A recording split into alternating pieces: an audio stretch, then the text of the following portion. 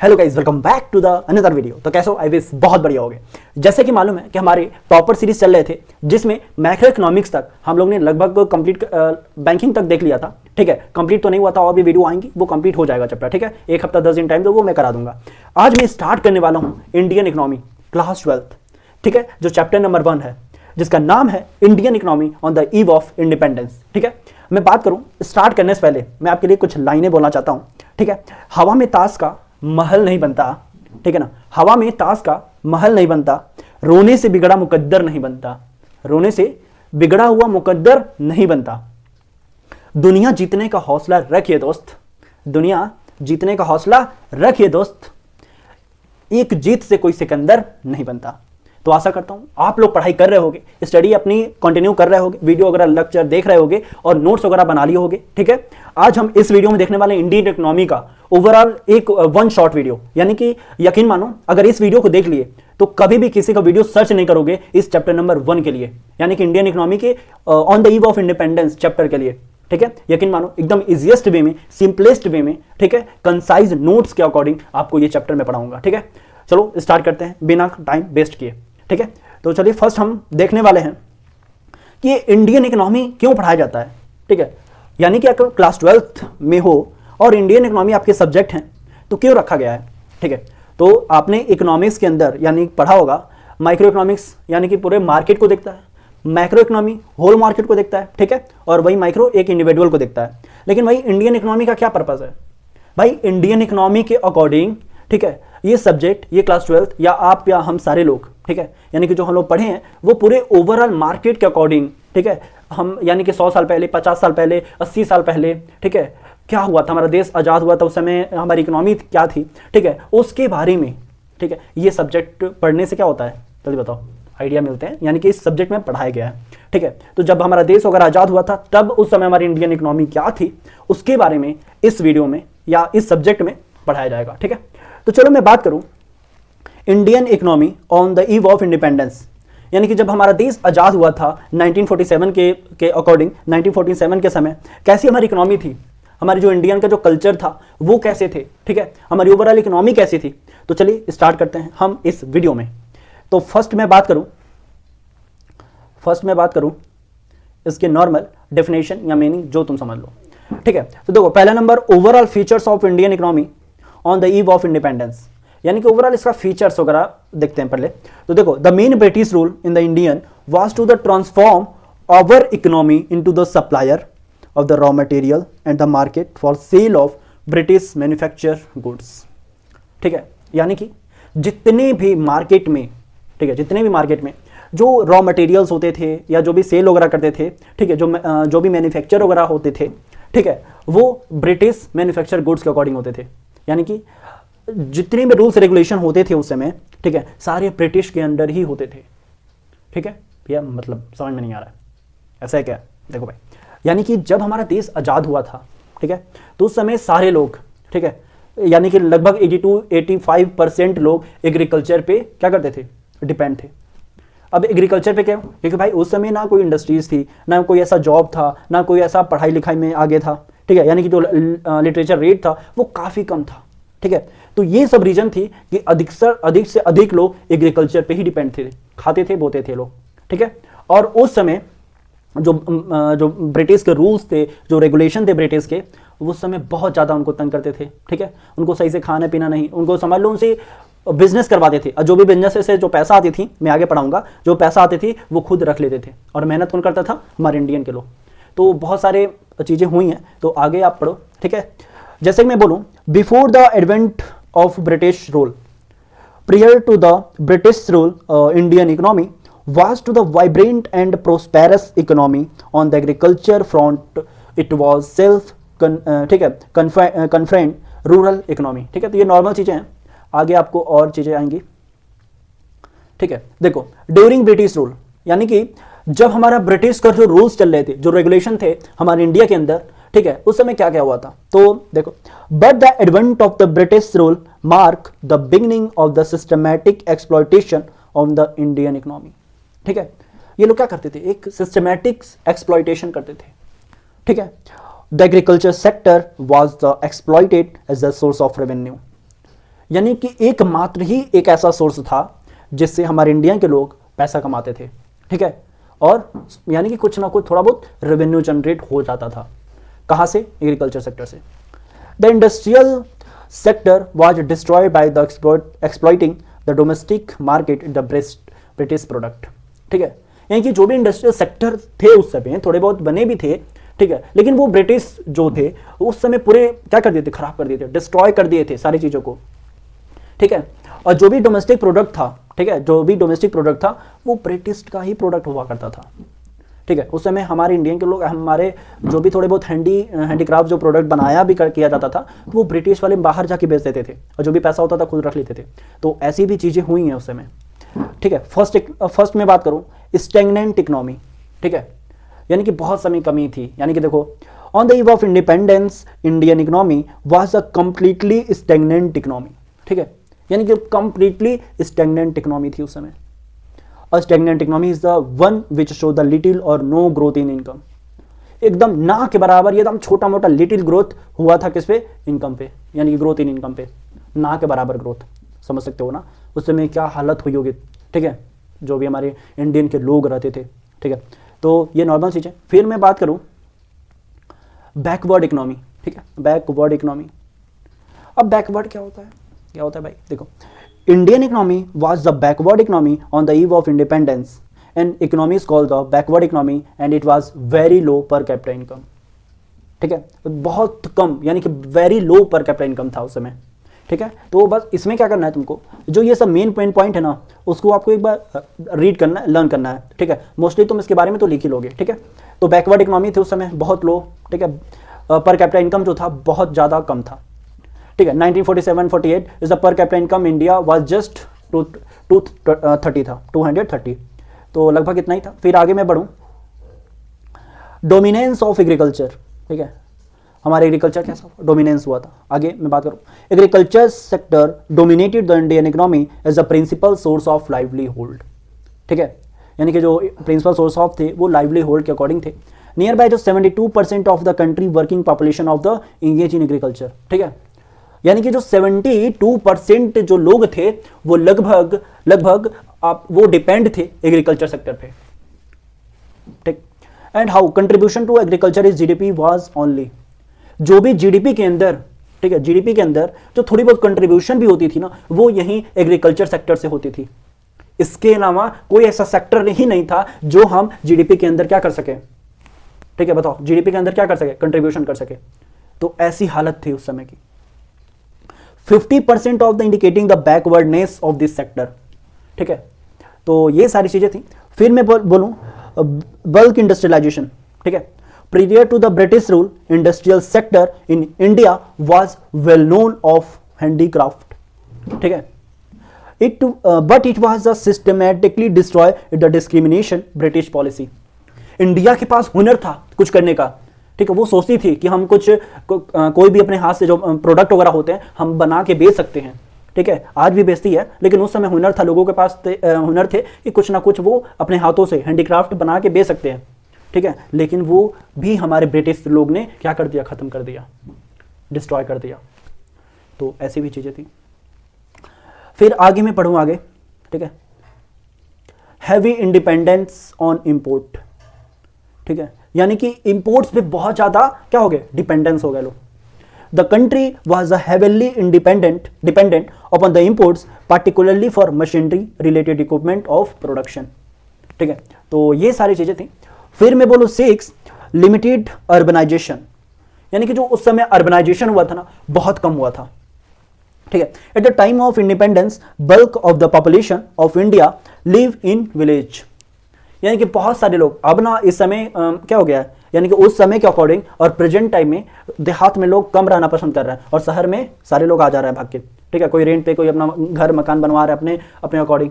लेकिन उस समय क्या हुआ था, सारे लोग, कोई शहर में रहने का कोई क्या था मोटिव ही नहीं रहता था। केवल लोग सोचते थे हम घर पे ही रहेंगे, अपने गांव के विलेज में रहेंगे, खेती बाड़ी करेंगे, कमाएंगे, खाएंगे, बस इतना ही, ठीक है। तो ऐसी भी चीज़ें होती थी उस समय, ठीक है। जो bulk of population India live in village, India के अंदर सबसे अधिक लोग गांव में रहना, अर्बन एरिया में रहना क्या करते थे?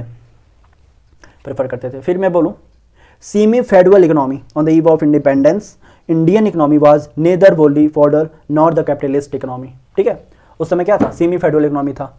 वो कैपिटलिस्ट इकोनॉमी क्या होते थे, नेदर या होली में बिलीव करते थे। फिर मैं बोलूं it is mixed economy on the semi federal economy.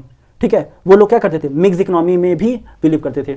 Such an economy had the mixture of federalistic and capitalist, ठीक है, क्या है, कैपिटलिस्ट मोड्स ऑफ प्रोडक्शन। तो ये नॉर्मल चीजें हैं। फिर मैं बात करूं स्टेट ऑफ एग्रीकल्चर सेक्टर, यानी कि हमारे एग्रीकल्चर सेक्टर के क्या क्या स्टेट थे। जैसे कि मैं बात करूं on the eve of independence Indian economy, ठीक है, Indian economy was primarily an agrarian economy. ठीक है, यानी कि जो एग्रीकल्चर इकोनॉमी थे वो सबसे पहले उसी पे ध्यान देते थे। Around 72% of the population derive its livelihood from the agriculture sector. अभी हमने आपको बता दिया, वही चीज है which reflect the importance of this sector in the Indian economy. ठीक है, ये रिफ्लेक्ट करते थे और ये बहुत इंपॉर्टेंट सेक्टर था उस समय। ठीक है, प्रेजेंट टाइम में भी है, लेकिन उस समय इकलौता और ओनली एक ही सेक्टर था। ठीक है, एग्रीकल्चर सेक्टर। ठीक है ना, आ रहा है ना समझ में, बहुत इजी है अभी। फिर मैं बात करूं law of production and productivity. The production refers to the total output while productivity, ठीक है, refers to the output per hectare of land. But production as well as productivity were the founded the extremely low eve of independence. ठीक है, यानी कि जो समय जो production वगैरह होता था बहुत कम होता था। ठीक है, तो नॉर्मल चीज़ें ये तो। फिर मैं बात करूं, देखो ये हमारा प्रोडक्टिविटी या प्रोडक्शन, ठीक है, कैसे होता था। जैसे मैं क्रॉप कर रहा हूँ, ठीक है, कोई भी, जैसे कि वीट, ठीक है, वीट एंड राइस ले लो, मैं कंपैरिजन बता रहा हूँ। Production and productivity of wheat and rice, A comparison between the level of इतना 1947 एंड 2022 का ये डेटा है। ठीक है, आज से 2-3 साल 4 साल पुराना डेटा है, लेकिन कोई दिक्कत नहीं है। तुम प्रेजेंट टाइम में 2025-24 से तुम, ठीक है, थोड़े बहुत जो भी नंबर होंगे तुम आगे पीछे कर सकते हो।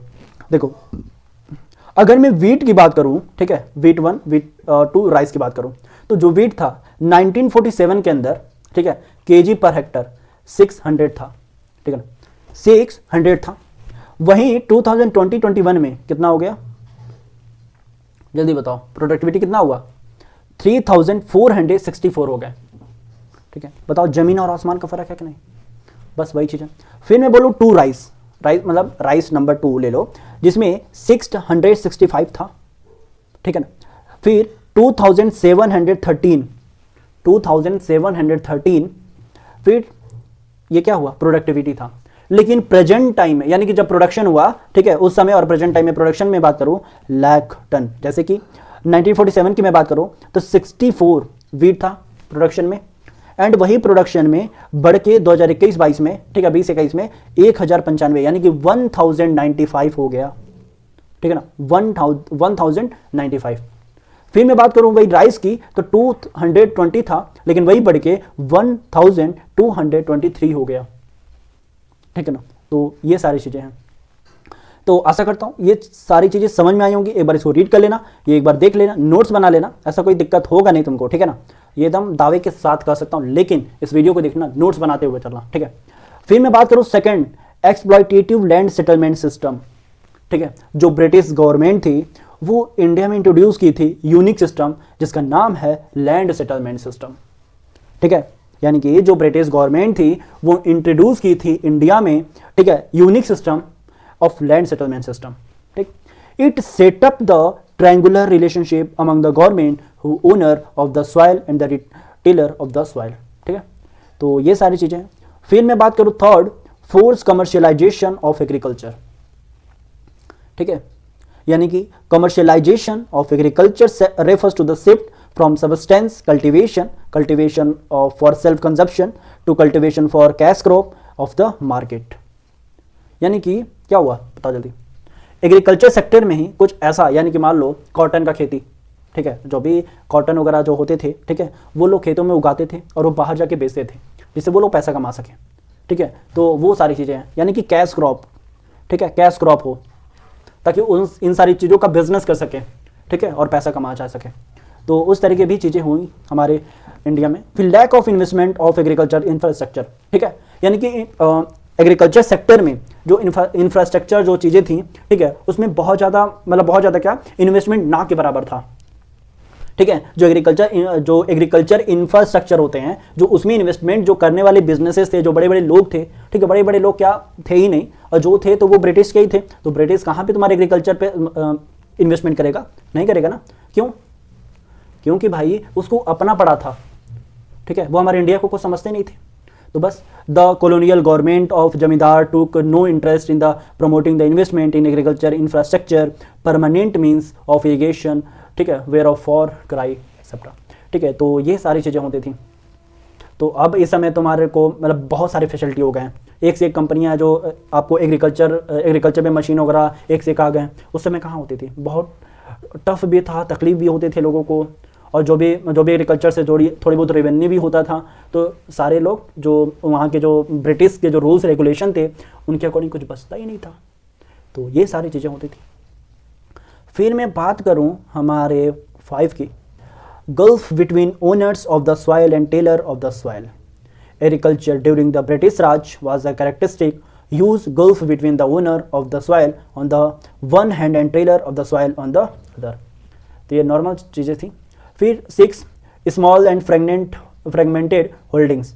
Land holding were the both small as well as fragmented holdings means the piece here the piece of there, accordingly most land holding uneconomic yielding low ठीक है, output it high cost, ठीक है। तो लैंड वगैरह पे भी, soil वगैरह पे भी क्या करते थे? होल्डिंग करते थे। तो ये नॉर्मल चीज़ें हैं, इसमें तो कुछ समझाने वाली है नहीं। फिर मैं बात करूँ 7, सबस्टेंस आउटलुक। ये क्या होता है? Farming was taken mostly as a means of subsistence. Subsistence farming is a form of farming in which the crops are produced to provide for the basic need of the family. ठीक है, यानी कि वो खेती वगैरह जो करते थे तो जो फैमिली में जो बेसिक नीड्स वगैरह होते थे उन सारी चीज़ों का, ताकि प्रोवाइड हो सके, ठीक है। तो वो नॉर्मल चीज़ें हैं। फिर मैं बात करूँ law of production and low productivity, यानी कि उस समय प्रोडक्शन भी होता था, कम ही होता था, एंड जो लो प्रोडक्टिविटी ही भी कमी था, नॉर्मल चीज़ें। फिर lack of investment of huge agriculture infrastructure, यानी कि जो एग्रीकल्चर इंफ्रास्ट्रक्चर हैं वहाँ पे कुछ इन्वेस्टमेंट ही नहीं होते थे। तो जब इन्वेस्टमेंट नहीं होंगे तो भाई क्या हो सकता है वो तुम जानते हो अच्छे से। फिर स्मॉल एंड फ्रेगमेंट होल्डिंग्स, ठीक है, बहुत स्मॉल या फ्रेगमेंटेड होल्डिंग होते थे उस समय, जो सबस्टेंस जो आउटलुक थे वो इंपॉर्टेंस थे फैमिलीज़ के लिए। तो वो नॉर्मल चीज़ें। फिर मैं बात करूँ उस समय इंडस्ट्रियल सेक्टर में क्या क्या हुए थे, ठीक है। तो systematically decentralization is the term that describe the state of industrial sector during the British rule. जो हमारे ब्रिटिश रूल जो थे, ब्रिटिश के जो रूल्स जो रेगुलेशन थे, ठीक है, वो सिस्टमैटिकली डिसेंट्रलाइजेशन कर दिया। किसको? इंडस्ट्रियल सेक्टर को।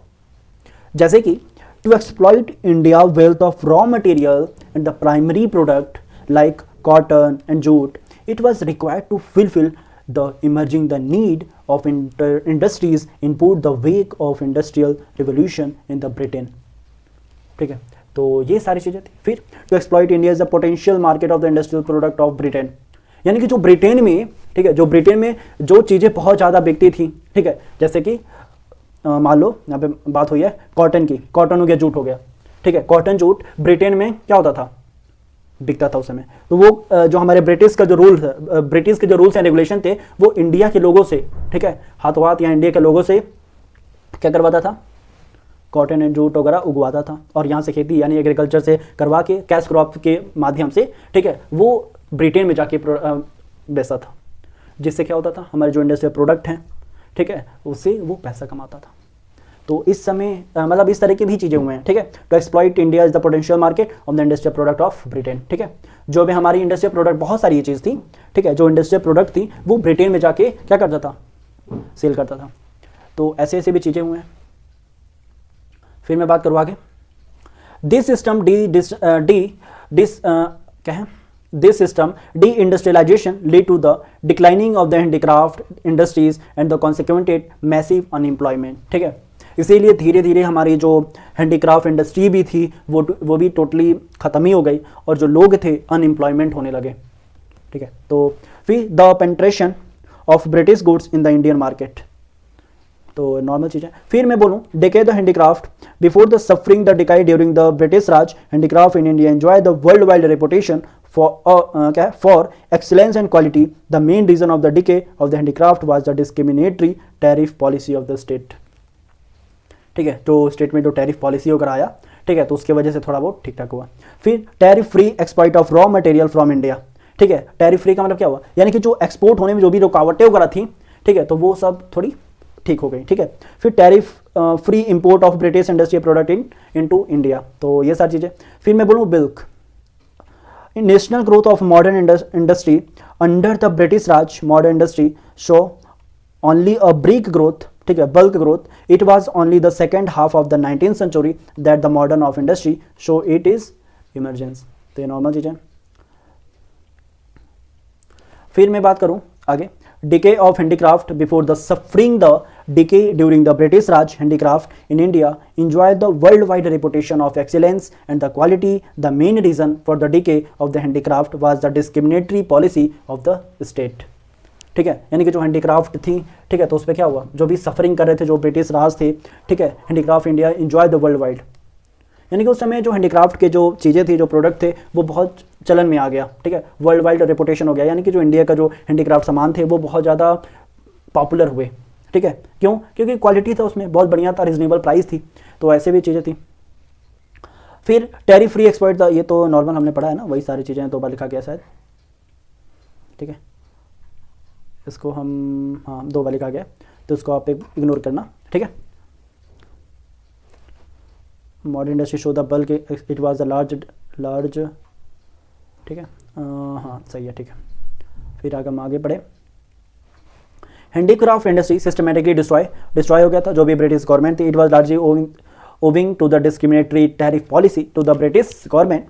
फिर सेकंड में बात करूँ, modern industry show the bulk expansion, it was the large restricted to the expansion of railways, it help the expansion of Indian market of the British product, ठीक है, तो ये नॉर्मल चीज़ें हैं। फिर capital goods industry which is a core element of the industrial growth as almost non existence, ठीक है। फिर मैं बात करूँ 4 की, while the traditional Indian industry handicraft where the decaying modern industry remain at the infant stage, these again pointed to the backwardness of the Indian economy with little or non evidence dynamic change, ठीक है, तो ये normal चीज़ है, ये normal notes है, मैं आपके लिए की पॉइंट है इंपॉर्टेंट, एक बार पढ़ लेना, ऐसा कुछ समझाने वाला इसमें नहीं था, जो चीज़ें समझाने वाली हैं वही मैं समझा के चल रहा हूँ आगे। फिर मैं बात करूँ फॉरेन ट्रेड की, ठीक है, फॉरेन ट्रेड, तो India had the acquired the eminence in the area of foreign trade, ठीक है, foreign trade sense of ancient time, the Romans use to the call India the sink of world billions, but the British rule India is the broad into it. Prior to the British rule, India was well known exporter of finished goods such as fine हो गया, cotton, silk, textile, ठीक है, iron goods, wooden goods, फिर ivory work, precious stones, ठीक है, but the British converted India into the next exporter of raw material and importer of finish goods. It was all due to the discriminatory policy of trade and tariff pursued by the British government, ठीक है, तो ये सारे उस समय foreign trade थे, ठीक है। मैं बात करूँ आगे कि ज़्यादा टॉपिक बचा नहीं है,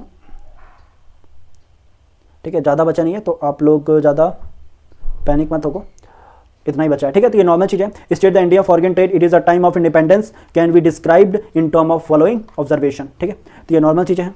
फिर मैं आगे बढ़ूँ, net exporter of raw material and importer the finish goods, यानी कि हमारा जो इंडिया था वो नेट एक्सपोर्टर था रॉ मटेरियल का, लेकिन वही इंपोर्टर था फिनिश्ड गुड्स का, ठीक है। फिर मोनोपोली, यानी कि monopoly control of India foreign trade during the British rule, ठीक है, जो मोनोपोली कंट्रोल हुआ, ठीक है। फिर export and import of the country come under the monopoly control of the British government in this context to observation of the crucial, ठीक है, critical significances, ठीक है, क्या क्या सिग्निफिकेंसेस हुए मैं बात करूं। More than 50% of the Indian foreign trade was directed toward the great Britain, ठीक है, यानी कि केवल ब्रिटेन के पास 50% से अधिक क्या थे, फॉरेन ट्रेड थे। The rest of the trade is directed toward the China हो गया, फिर साइलोन हो गया, श्रीलंका हो गया, द पर्शियन हो गया, ईरान हो गया, ठीक है, एक्सेप्ट्रा, ये सारी चीजें जगह थी। Control of Britain over the India foreign trade क्या है, intensified after the opening switch canal in 1869। जब स्विच कैनाल ओपन हुआ, कब हुआ ओपन, 1869 में, ध्यान देना, ये तुम्हारे एमसीक्यू में पूछ सकता है, 1869 में, और एक ब्रिटेन ही था जो पूरा कंट्रोल करके रखता था, ठीक है, तो ये सारी चीजें होती थी, ठीक है ना भाई, समझ में आ रहा है ना। फिर मैं बात करूं, एक मिनट, कट गया, गड़बड़ हो गया,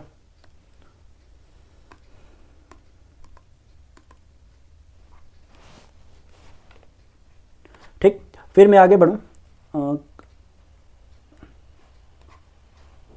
हम कलर को चेंज कर लेते हैं। फिर मैं बोलूँ आगे, while the export of primary product, ठीक है, raw material from the India supplied input to the British industry, import of the finish goods from British provide the huge market of British industry, ठीक है। तो ये सब बातें थी। फिर आगे मैं बढ़ूँ, surplus trade but only the benefit the British, ठीक है, surprisingly during the British regime our the export succeed our import, it implied the surplus of balance of trade, ठीक है। फिर बात करूं next, the trade of surplus was not use the growth of development of the country, ठीक है, यानी कि ऐसा कोई सरप्लस वो जनरेट कर ही नहीं पाया, ठीक है, but it was not to meet. फिर मैं बात करूँ एडमिनिस्ट्रेटिव एक्सपेंसेस हो गए, British government in India and expenses the wars for to the British government and administrative and war expenses, जो लड़ाई झगड़े में जो खर्चे हो गए, ठीक है, उसकी बात हो रही है, जो बड़े बड़े जो इक्विपमेंट आए हैं, ठीक है, तो etcetera etcetera. Use drain of the wealth from India, it compounded the backwardness of the Indian economy, ठीक है ना। फिर मैं बात करूं नेक्स्ट पॉइंट की, demographic profile. Demographic condition during the British rule exhibited all the feature of stagnant and backward economy and we focus on the following parameters, ठीक है, यानी कि जब बैकवर्ड इकोनॉमी में क्या स्टेगनेंट थी, ठीक है, हमारे इंडिया के उस समय क्या स्टेगनेंट वगैरह थी, पैरामीटर्स वगैरह देखते हैं, ठीक है, यानी कि पूरी प्रोफाइल हम देखेंगे डेमोग्राफिक की। फर्स्ट जो मैं बर्थ रेट में बात करूँ, ठीक है, birth rate and death rate, birth rate, ठीक है, BR से डिनोट करते हैं एंड डेथ रेट DR से, वेरी हाई, नियरली 48 एंड 50% नहीं 40 पर 1000 ऑफ रिस्पेक्टिवली, ठीक है। तो ये सारी चीज़ें थी, यानी कि जो बर्थ रेट था क्या वेरी हाई था, नियर बाय 48 एंड 50% ऑफ 1000, 40 पर 1000 पे था लगभग मैं बात करूँ, ठीक है।